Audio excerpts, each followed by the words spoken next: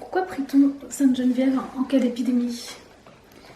En fait, cette année, c'est 1600 ans, à tort ou à raison, puisqu'elle serait née en 420 ou en 423. On n'est pas à 3 ans près. Ce qu'on sait, c'est qu'elle a vécu 80 ans ou plus, puisqu'elle est morte en 502 ou en 512. Elle a donc traversé l'essentiel du 5e siècle, un siècle tourmenté s'il en est pour la Gaule romaine. Puisqu'elle est romaine, on l'ignore souvent. Elle est née donc dans l'Empire romain, traversée d'invasions, surtout en Gaule, mais elle est morte citoyenne franque et mérovingienne, enfin pas citoyenne, sujette des rois francs. Donc une vie dans un contexte agité, mouvementé et périlleux.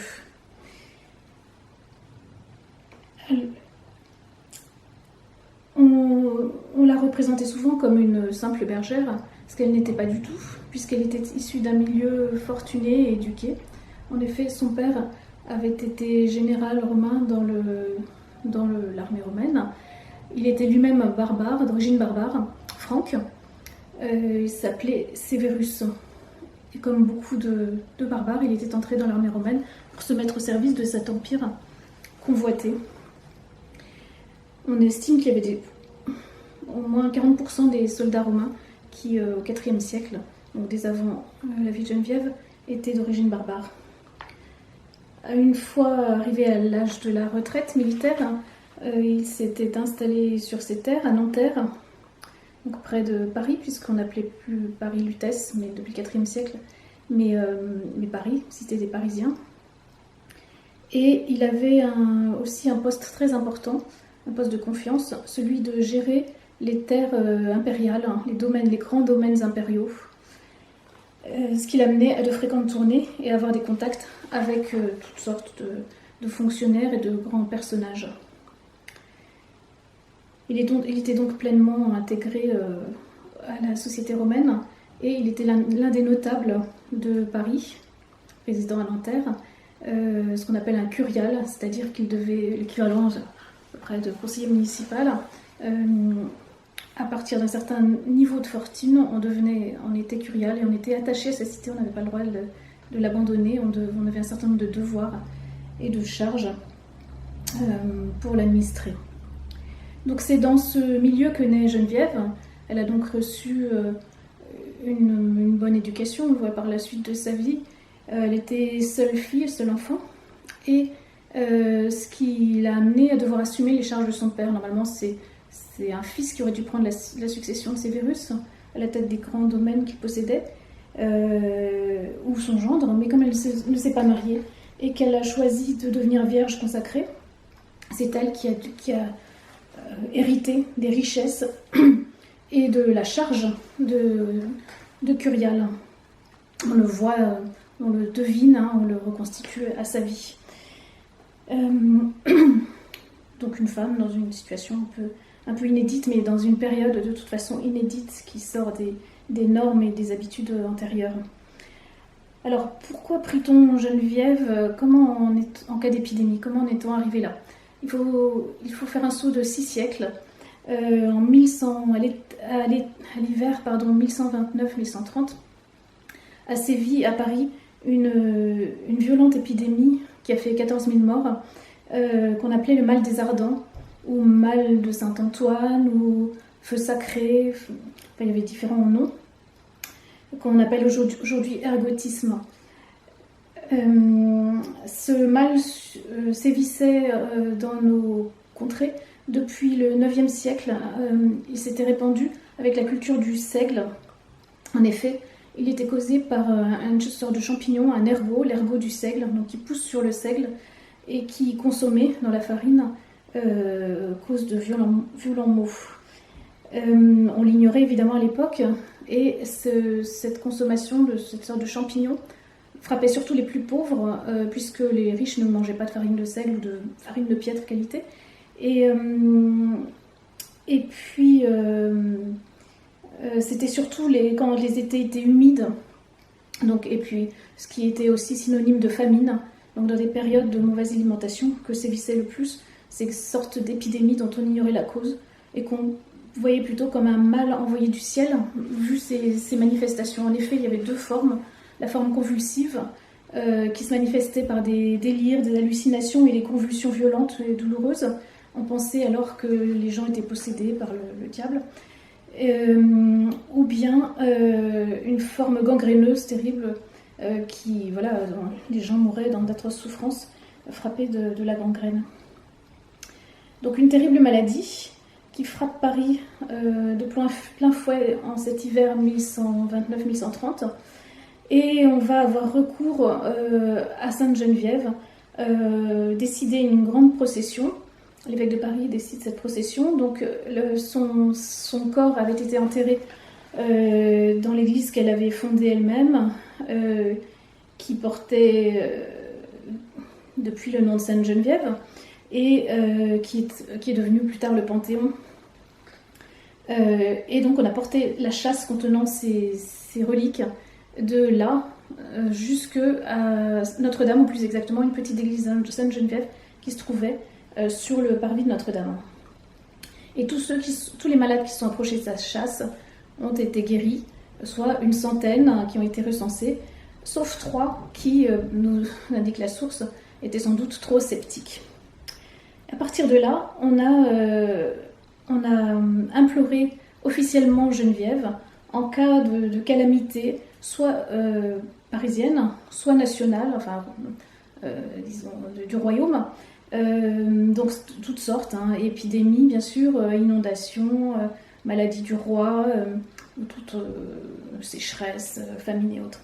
Et donc jusqu'en 1765, on a décrété ainsi 77 processions exceptionnelles de ce type, où on promenait sa châsse, donc sur le trajet que je vous ai indiqué, de Sainte-Geneviève à Sainte-Geneviève nommée des Ardents désormais, puisque à cause du mal des Ardents, en souvenir du mal des Ardents.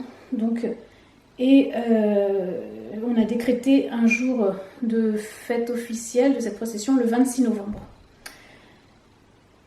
Donc 77 processions officielles. Quand je dis officielles, c'est-à-dire qu'elles étaient demandées, elles étaient ensuite accordées par un arrêt du Parlement de Paris, donc c'était une procédure officielle, nationale en quelque sorte. Elles étaient précédées par un jeûne, cette fois c'était tout un ensemble sur plusieurs jours. Et évidemment ça s'est arrêté donc pour la dernière fois, la dernière a eu lieu en 1765, il n'y a pas eu d'autres occasions jusqu'à la Révolution, et en 1793, tout a été définitivement arrêté, puisque les reliques de Sainte-Geneviève ont été profanées et détruites, comme beaucoup d'autres, et que la châsse actuelle contient seules quelques reliques qui ont été retrouvées, qui étaient dans d'autres églises, et puis cette chasse actuelle se trouve donc à Saint-Étienne-du-Mont, à côté du Panthéon. Et on y trouve aussi la pierre sur laquelle Geneviève aurait été enterrée. Alors pourquoi est-ce qu'on a eu l'idée, au XIIe siècle, en cette calamité violente à Paris, d'implorer spécialement Geneviève? Alors dans toutes les villes contre cette maladie, on se tournait vers les saints locaux, Saint-Martial à Limoges, Saint-Martin à Tours, ainsi de suite. Et à Paris, vous voyez, c'est Geneviève, pas un évêque comme en beaucoup d'endroits, mais une femme, comme la figure la plus marquante, celle qui a frappé la mémoire collective 6 siècles après. C'est vers elle qu'on va se tourner. Alors pourquoi je ne vais pas raconter ici des épisodes connus de sa vie, la manière dont elle aurait protégé Paris d'un siège d'Attila en 451. Et puis la manière aussi dont elle a ravitaillé Paris lors d'un siège mené par un roi franc, soit Clovis, soit Childéric, en forçant le blocus, en échappant au blocus avec une flottille de bateaux pour aller chercher du blé sur ces domaines en fait, ou sur des domaines de propriétaires qu'elle connaissait par son réseau. Et en l'achetant grâce à ses richesses personnelles pour nourrir les Parisiens donc affamés par ce siège. Donc en 2 circonstances, elle avait protégé Paris par son action. Et c'est sans doute, elle avait marqué la mémoire collective, hein, par cela. Alors pas seulement par cela, mais par toute sa vie. Ça, ce sont les actions les plus marquantes. Par sa capacité à fédérer les Parisiens, dans des circonstances où ils auraient plutôt eu tendance à se disperser, à ne pas unir leurs forces, par son énergie qui a su mener à bien ces différentes actions, par son sens du collectif, et par la manière aussi dont elle a su mettre son réseau, ses richesses, son intelligence, toutes ses capacités personnelles au service de tous.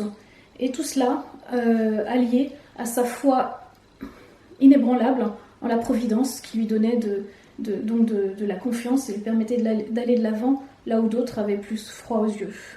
Et donc c'est ce personnage qui s'est imposé comme figure marquante de Paris à la fin de l'Antiquité, durant le passage périlleux au Moyen-Âge, et visiblement les Parisiens en ont gardé la mémoire jusqu'au XIIe siècle, où on l'a donc officiellement prise, on pourrait dire, comme patronne.